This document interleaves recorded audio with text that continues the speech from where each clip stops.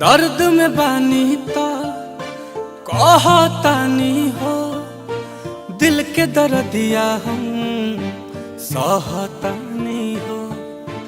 दर्द में बानी तो कहतानी हो, दिल के दर्दिया सहतानी हो। हमारे ये रवाई हो न तहरा सुनाई हो। हमारे दिल तोड़े से पहले यही सोचली हो बारी तोहरो तयाई हो। हमारे दिल तोड़े से पहले यही सोचली हो बारी तोहरो तयाई हो।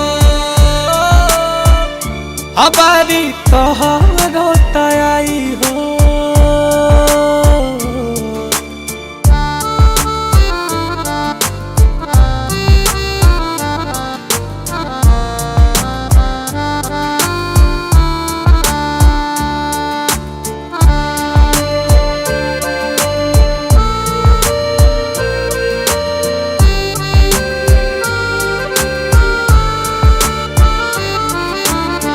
ओही दिन बुझाई तहरा कीमत ही प्यार के, तोहरो के जाई के हो जब ठोकर मार के। रहब न हम खाली पैबू तो गम हो, फेरू नहीं आई कबो मौसम बहार के। बारू हर जाई हो कैलू बेवफाई हो। हमार दिल तू तोड़े से पहले यही सोचली हो बारी तोहरो तयाई हो। कि हमार दिल तू तोड़े से पहले यही सोचली हो बारी तोहरो तयाई हो। बारी तोहरो तयाई हो।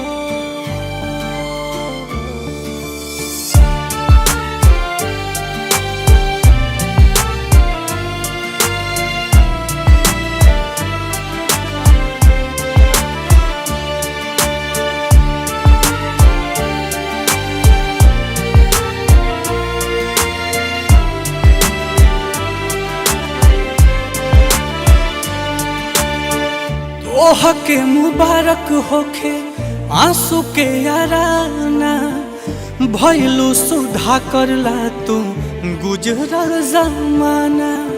खुद से ही खुद के वजूद के मिटाइब, होई है नील कमल नहीं दोबारा दीवाना। दिखी न परछाई हो तयख भर जाई हो।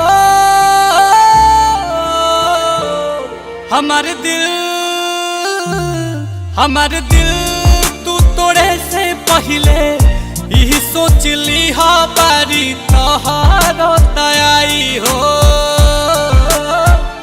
कि हमारे दिल तू तोड़े से पहले यही सोचली हो बारी तोहरो तयाई हो। बारी तोहरो तयाई हो।